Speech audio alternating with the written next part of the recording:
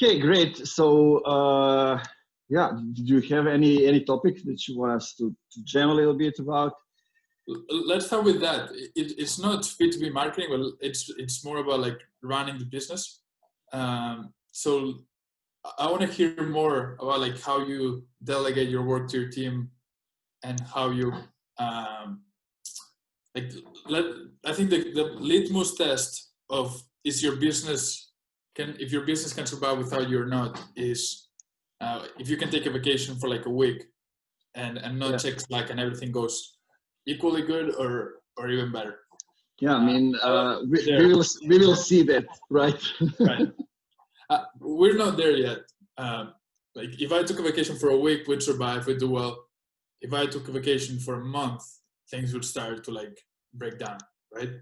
But I'd love to hear like what you're thinking, or what are the ways that are going to help you achieve that as well. Yeah, I mean, basically, right now we're at the same point as you are. I cannot take a month off, but it's good that I can take, because I'm doing certain things. Like I'm not hiring anybody to do certain things. Some things I'm doing myself, but I hired a guy who was my first team leader when I started to work in a Canadian-based agency back in 2017.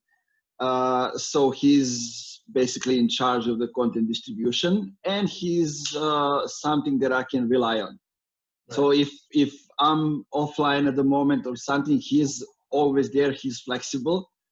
So this is one thing that that gives me confidence that I can go and do some things, that he will respond to the urgent messages, those kind of things. So in terms of like account management,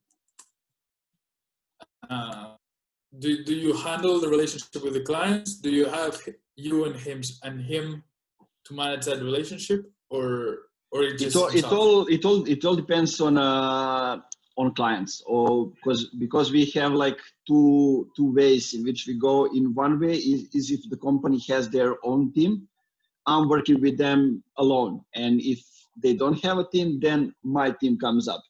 And when the team comes up, like the guy that I mentioned, he is there to replace me if there's a need. With the other clients, basically I'm setting up everything, and if I need to go off the grind or something like that, I'm doing things in advance, basically announcing them and going. But it's not like the game from day to day. So that's why I can give myself a break and just don't work for 3 days, let's say, because I did stuff for the whole month. I created the engine, and it's working. Yeah, for me, I started doing all the account management, right? So I was the person that would get in touch with the client and manage all the communication.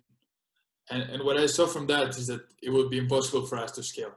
I only have so much time to like spend with clients.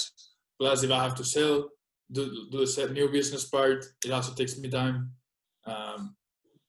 So that was one of the things that I was like, at one point we're gonna have to outsource that. We were able to like fire myself and a couple of people from my team from the production side of things. So that's been a huge game changer. Yeah. Because now it's all about project management and sales. Like the production is taken care of, and we can outsource without hiring full time, which gives us a lot of flexibility of like a client leaves, or we just tell the people that we take care of the production that we're going to need less from them. So that was easier. It was just about finding the reliable production partner that we would be able to work with and scale with them. The one that was tougher was the project management. The project management because it's also like you build that relationship with the client already, right? So for new clients, it's easier because like they come into the company, as long as you have explained them well that you're not going to be the one that manages all the communication. I think that's easier, and if you explain it well, they'll understand. But with clients that you've been working for like 3 months, 6 months, a year, they've built that rapport with you. They build a one-on-one connection, and they want to work with you. They don't want to work with a new guy. So that's been the toughest part in terms of outsourcing the project management and the account management role. What we've found to work from that, this was something that my mentor helped me with this. His name is Anthony Tombio. He helps agency owners. And he built an agency for $1 million, sold it. Like, great guy. And we were talking about how to outsource account management. And he was like, you cannot do it right away because they're going to drop off. Right? So you have to introduce people gradually. So like at the beginning, they come to the meetings and they don't say anything. Then they have one part of the meeting. Then they have a bit more of responsibility within that meeting. Then they take care of the whole meeting, and you're there just watching and listening. And finally, when when you're useless, that's when you can tell the client he's going to be the one focusing on this. But that's something that we're still in that process. And I'm not doing it super well because I'm a freak of control. Like, I want to know everything. I want to be involved in everything. And I think that's a lot of founders are in there. So I'm trying to let go, but it's not easy. It's not easy for sure. Yeah, I mean, let me tell you my experience. I've been working in 2 agencies, basically, that had that kind of structure. In the first one, basically, we had a person dedicated to each client. I mean, it's usually the guy or girl who is doing social media, SEO, and reporting calls with that client. And on the first call, when we go out with them, usually goes the CEO or the owner. We didn't have a GM at the time. Then goes the person who is dedicated to that client, and maybe somebody else from the team just to listen. Yeah. In case they need a replacement or something like that. And in most of the time, we are recording those meetings, just so we can have everything, doing the reporting call afterwards, everything. And basically, in the onboarding process, we are presenting the person which is dedicated to that client, explaining why exactly that person is dedicated to them, and then establishing the relationship, how it will go. Like the decision maker, executive owner, however we call it, gets involved in the relationship again only if there is something to solve. Right. No matter if it's good, bad, when decision that none of them can make, that needs to involve another decision maker, then they come in. In the other agency that I was working before I started Funky Marketing, basically I was hired to do the operations, to set up the processes and everything. I did it in the first month. We never implemented that because the owner never felt, I don't know what to say. He trusted me, but he didn't trust anybody that much so he can get out of the production or those kind of things. So he was getting in the way of the specific processes. Let's say the client goes and it goes like to the copywriter, designer, however it goes, and then designer has certain tasks for that day. Right. But CEO decides that he has an hour which he can dedicate to work on something that he's working his own projects, and he needed a designer. So he interrupts the process and go, and now you will do something for me. It breaks the concentration, it breaks the whole circle. And it went on and on and on, and it ended as I went out of the agency, and he went back to being in control of everything. I mean, sometimes people are just like that. It takes time to learn, but in today's world, we usually don't have that time. Everything is happening quick. So you need to do what is best for you at the moment. For sure. I think in my situation, the problem is that my ego is too big, right? Like I think, like you know, like I'm young. I think I'm really good at what I do, so it's hard for me to like let go, even though I know that it's right business decision, and that's something that I've been working on, like really, like hard, and becoming more self-aware of like the things that as a leader I don't do well enough for the business to grow. I think if Influence Podium, with our concept and our talented people that we have, if there was a better CEO than me, our business would be growing so much faster, right? I think if you swap me for somebody else, you'd probably be killing it. Like the business will be $1 million business already. I think I'm part of the reason why the business isn't going that well, which is fine. Like it's my business. It's okay. It's a learning experience. Yeah. But I do know for sure that if you put a more experienced CEO in my role, we would be absolutely killing it. And part of it is this, right? Like letting go of control. The second part is like I come from a family that didn't have a lot of money. You know, like single mom. Like this is how I put food on the table for myself. This is how I one day hope to retire my mother so that she doesn't have to work. So like every dollar is super important to me. And like losing a client is like, fuck, you know, like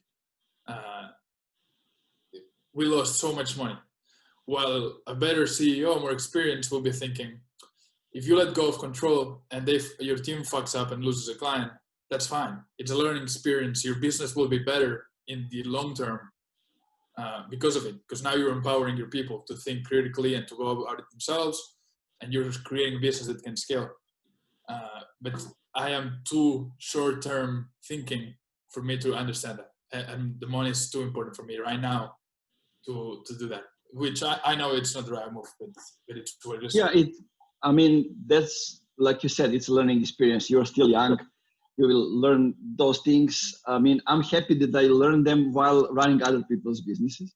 Right. I had that experience. But what is interesting is that my background is in NGO, in non-governmental sector. So I had trouble in starting to think about profit. I was always giving value first, non-profit, and then coming to profit. And I think that is one thing that gave me an advantage, in meaning that I'm thinking about value and I can be patient. Right. I started funky marketing. I didn't have any money left on the side, nothing. I started from zero, but I didn't want to get just any clients. Right.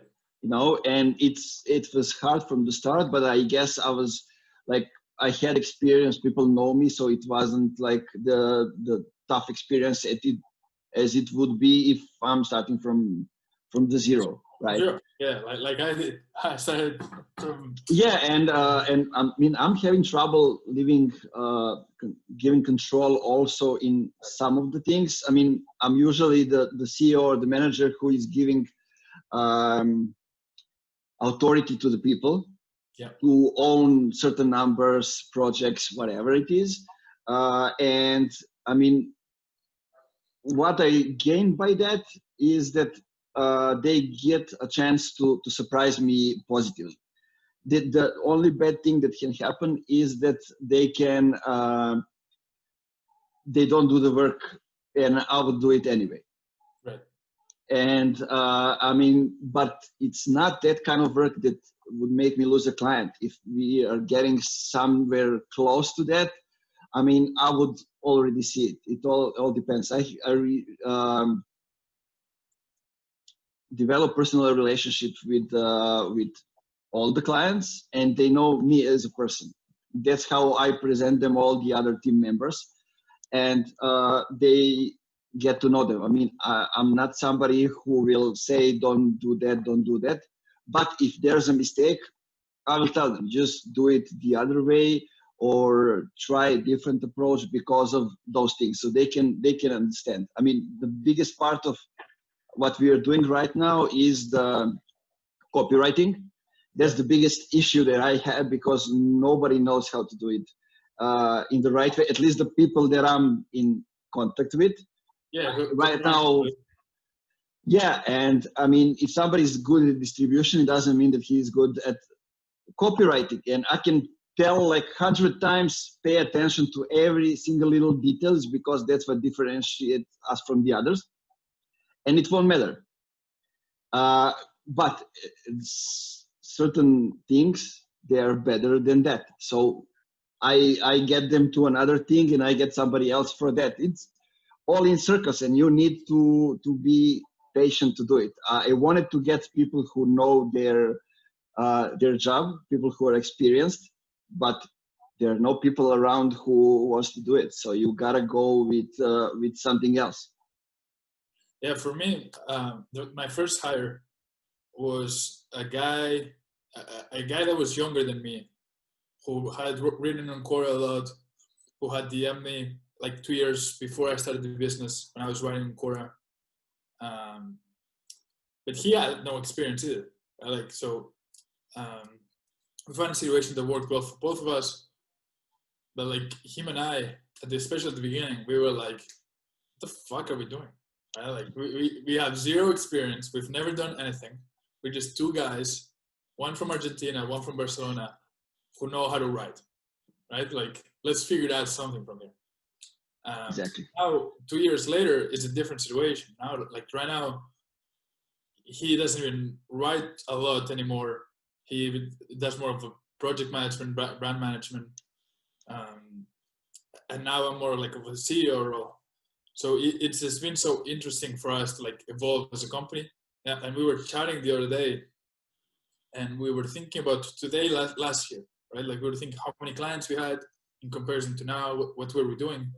We're like, what the fuck were we doing during like all day? Because right now we have 4 times more clients. We have a podcast. We create content every day, etc., etc., etc. And we have the same time. Like, what were we doing? And we were just learning. Right? Like, we were trying to figure it out and making a lot of mistakes. But my reflection on this was, it's very, I come from a basketball background just like you. And as a basketball player, I thought I'm going to be a great leader. Like, I'm a good leader in sports, which means that I'm going to be a good leader in business. And I found that I'm a horrible leader, that I have so much room to grow as a leader if I really want to like help my company grow. And that I'm the bottleneck a lot of times with my leadership that is not allowing our company to grow. So it was very interesting for me to think, just because I'm a good leader in sports, I'm going to be a good leader in business, and it's absolutely not true. Yeah. Let me just change that. Okay. There are things as a leader that you feel like you need to do better? Because I have a long list of things that I need to do better. Yeah, I've been learning a lot before I started the business, and I feel like patience, empathy, compassion are the 3 things. Yeah, it is. Sometimes, especially when you are onboarding new people, and they need time to learn something, to get into certain processes and everything, and you know that you can do it in 3 minutes. Right. You know? and it's always like that. I don't know. But it's also one of the things that makes me feel the best, though. When I have like somebody in my team who like surprises me and like over delivers and does really well, like it's probably what the greatest feeling. Like having somebody that you can trust, it's super important to me. So when they step up and like take control of things, I'm like, fuck yeah, like let's go. Like I'm super proud of you, right? So to me, it's been tough to understand what my leadership style is. I remember when I was in college, like getting my MBA or my college degree, my business professor would talk about like leadership styles. and he would like say there's this one, and this one, and like 4 or 5 years later now, like you have no idea what that like what leadership is. You know, like it's not as simple as 4 styles and you pick one of them and you're that one. Like you're just a college professor who has never run a business, and think leadership can be like just written. You know, like yeah. But it's completely different. I, for example, want to have a transformational leadership style, but when an employee does something that I don't like, I get super fucking pissed and I say things that I shouldn't say. So like that's one of the things that I'm trying to work, but it's just not so easy as like college folks tell you to. I mean, I saw so many different things. Some of them I experienced, some of them I saw in people that were hiring me were doing. I mean, when I was running huge summer camps, it was like it's the mountain village, high mountain. People are extreme over there, and anything that's unusual or going out of the routine, they consider a negative thing. Right. So I've been trying to get people educated about environment, clean the rivers, everything, but they want to have fun because they learned in the previous camps while some other guy is organizing it that it's the time when the whole village is having fun. Yeah. You know? And in the first year it was hard, but I knew what I wanted to do. So when somebody approached me and said, Nemanja, we have this and this kind of problem because people from the village gave me some people who I would be in charge. Not willingly, but I was okay with them, and they didn't know me. You know, we didn't have time to get to know each other. So when I'm saying okay, and I'm going to solve the problem, and they said Nemanja is not interested in anything. He is like pragmatic. And on the second year, we got to know each other. It was perfect. And what I did, I found a guy who is like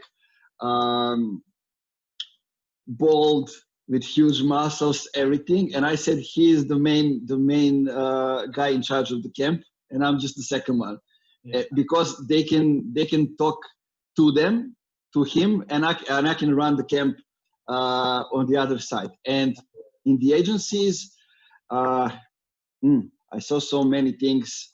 Some of them I did, and I saw what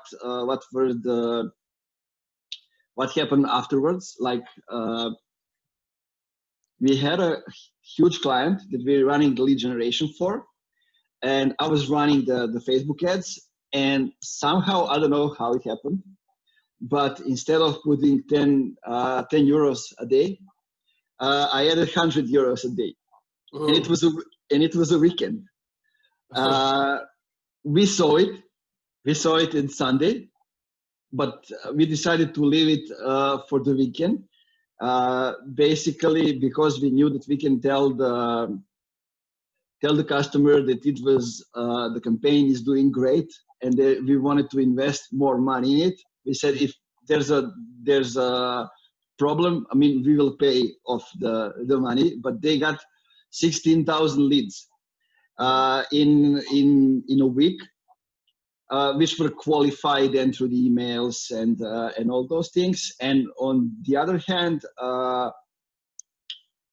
we didn't lose the client at that moment. But what happened with another client, I was taking screenshot of my screen, and we were doing a client as a white label. Yeah. Because it was like language school, and we had another language school as a client. Mm. So they hate each other. Right. and one of the employees saw my screenshot on Instagram. Like maybe 2 or 3 weeks after it happened. We all forgot about it. So what was the punishment? And I agreed to it because it was deserved. It was that 3 months I had like 200 euros less on my paycheck. Right. But I mean, I knew I fucked up. So okay, we lost that client, and potentially, I don't know, they were willing to go anyway, but we lost like 3 months paycheck for them before the contract would be over. But somehow I was always doing mistakes for the clients that were bad for us. I don't know why, but yeah. Maybe it was your subconscious telling you to drop them. Probably. Who knows? Yeah. But this is really interesting to me because, like, as founders, as CEOs, like people running a business, but even employees who like really care about their jobs, like we have to understand that we're going to make mistakes, right? Like, and personally, when I make mistakes, I fucking like lose my shit. Like I feel so bad for like this is really important to me, right? Like my business is the most important thing to me other than my family.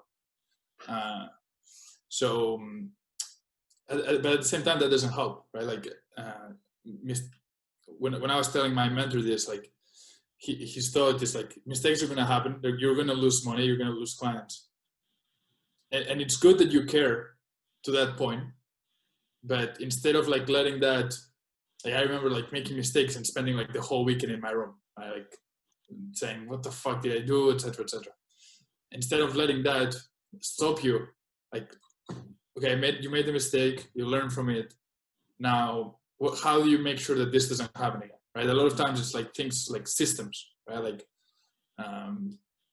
you know, like the $100 that you were mentioning a day versus $10 on Facebook ads, like, maybe you have a checklist that the next time you always double check that you're spending the right amount of money, right? So like finding the right systems, finding the right solutions to the problems you mess up, it only makes the company better. And we were talking with my employee, one of my employees the other day, like the mistakes need to be getting less important, or the problems that we have as a company need to be getting less important as we go on. Like now, we were dealing with a bad problem with like reporting to clients. Like we didn't have a system for that. And that was a big problem for us. Okay, now we solved it. What's the next problem that we have to face and solve? That's entrepreneurship. Yeah, it's less important, but there's always going to be problems. You just hope that they get less important over time because you're solving the bigger ones. But that's been super important to me. And then another lesson as a CEO that I've learned is a lot of your employees will not care as much as you do. Right? Oh yeah, I learned that the hard way. I know, and I wasn't the CEO. Go ahead, I will tell it afterwards.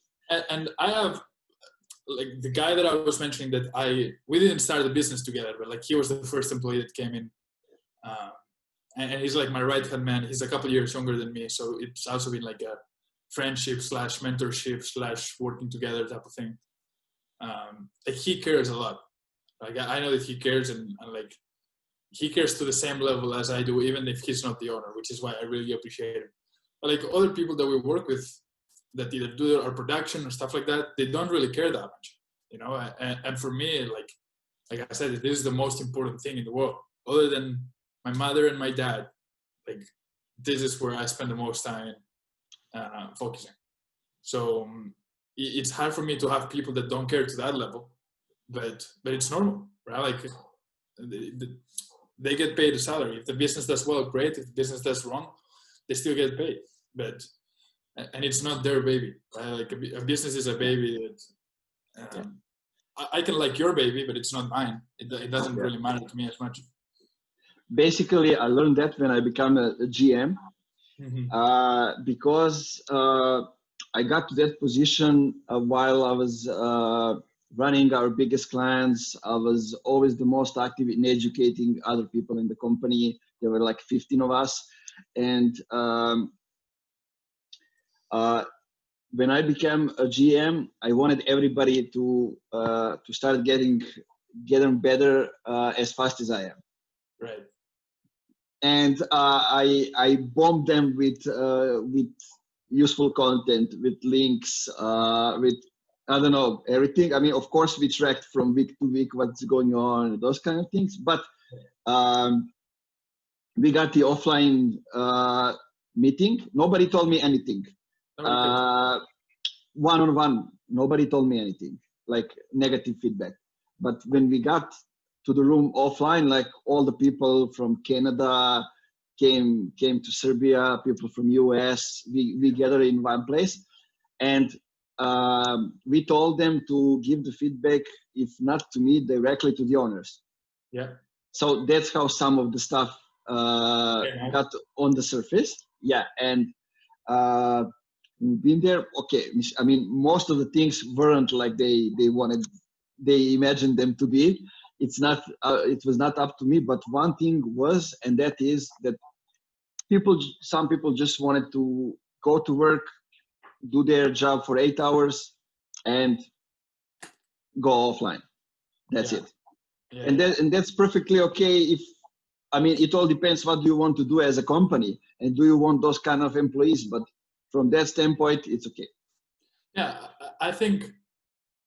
Look, I was watching the Last Dance documentary from Michael Jordan, and I think like some of the lessons you can see it there, right? Like, I'm not saying you and I are the Michael Jordan or the people watching, because if you're here at 6 p.m., 6:30 p.m., like, you're probably watching B2B Weekly, like, you probably care about this stuff, right?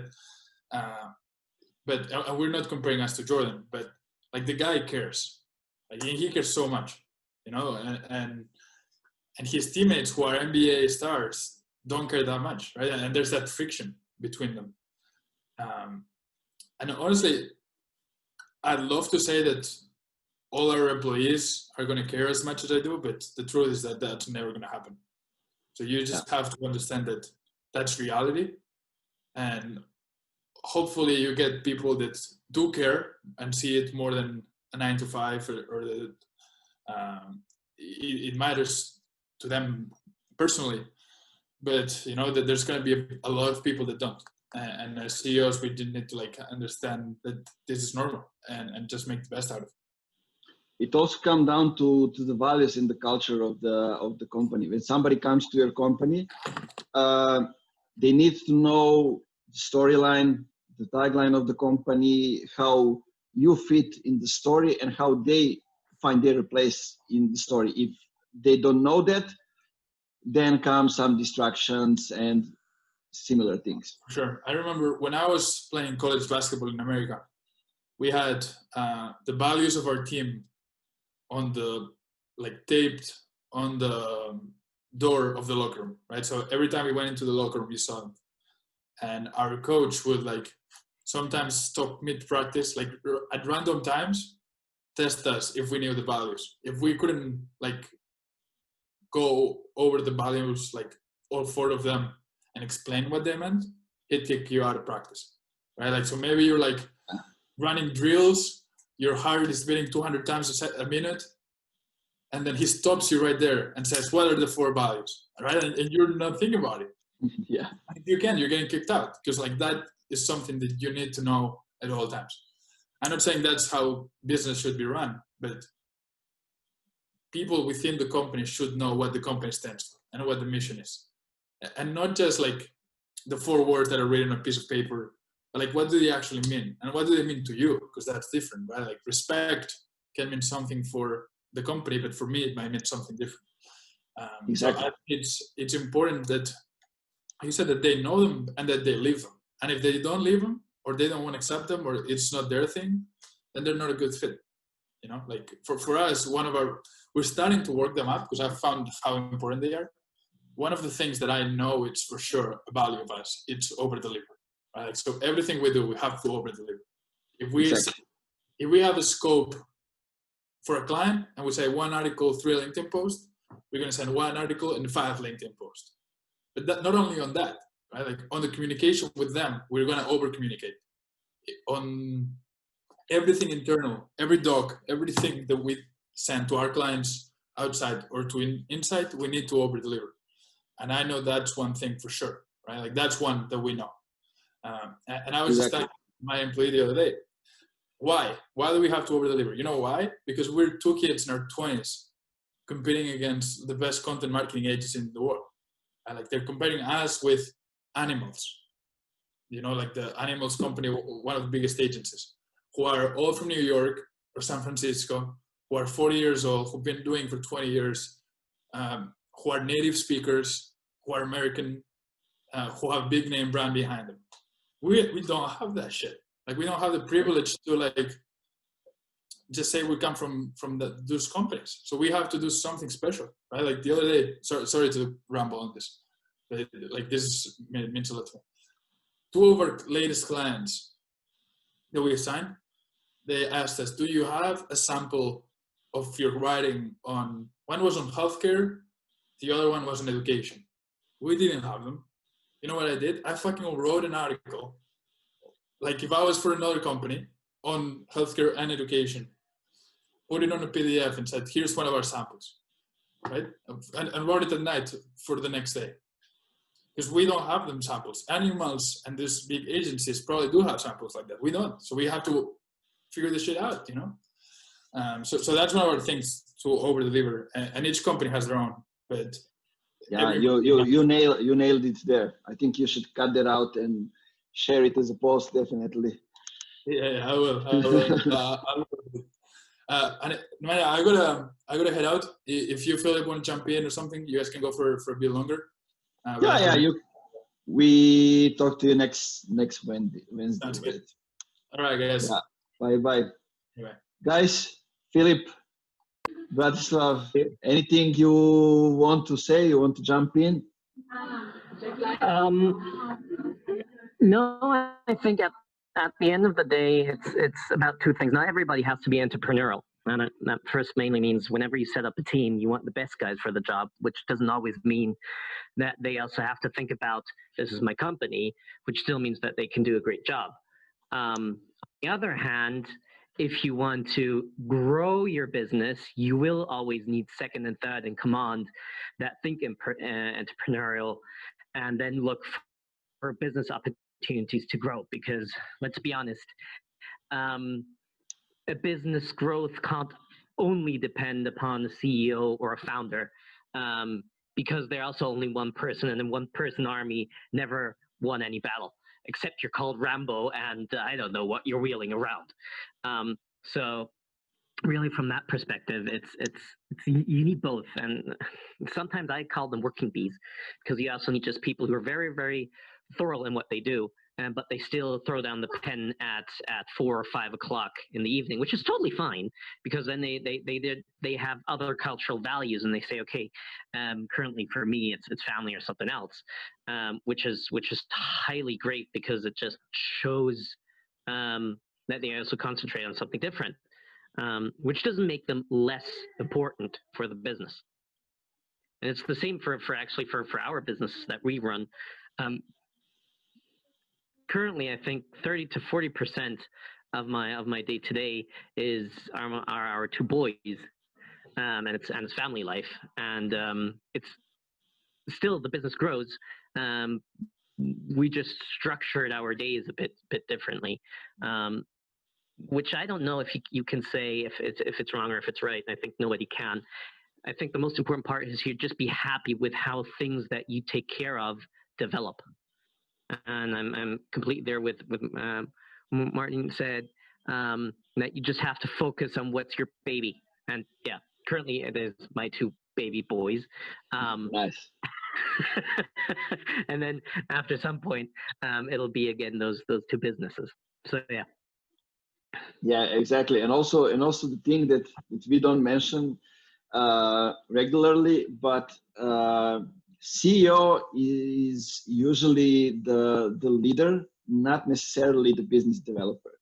So sometimes the person who is actually developing business is the person behind him. And if you know how to separate those two and put them in the right roles, then you are lucky and you are good. Yeah, exactly. Yeah, Bratislav,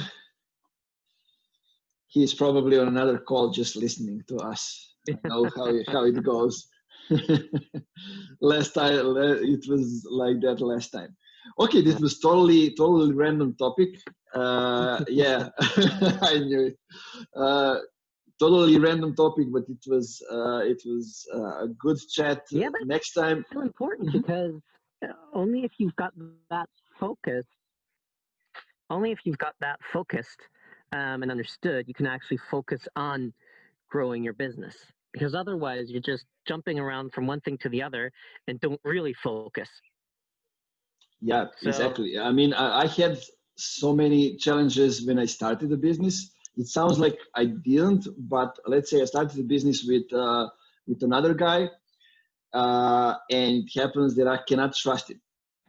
And you know, when it comes to that moment, it was like, okay, let's just charge less to that client. And it's not about money.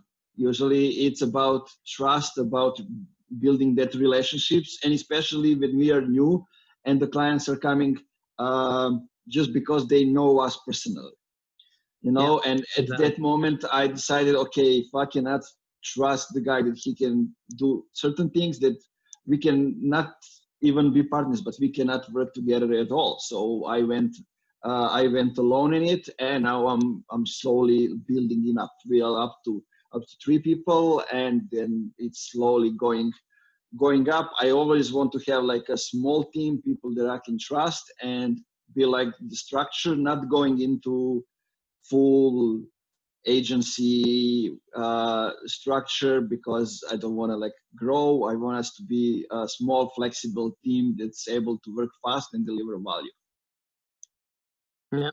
Yeah, exactly. Yeah, good.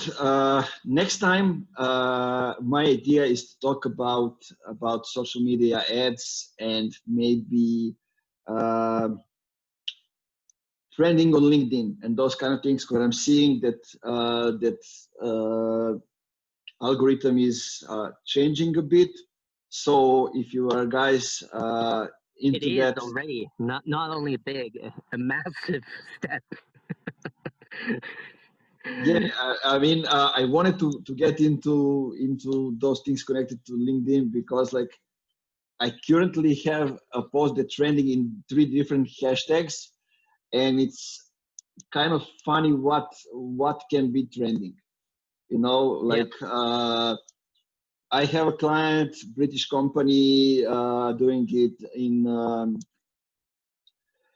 broadband telephony, and basically they posted like the guy who is the head of sales just posted a photo with people wearing like, how do they call masks, and just doing offline sales, and basically just that we are responsible to, it's trending, because I feel there's so little content over there for certain hashtags that sometimes it's too easy, but it doesn't get you much anyway. So yeah, not looking forward. Sounds great. Okay, let's see you next Wednesday, and yeah, bye guys. Bye.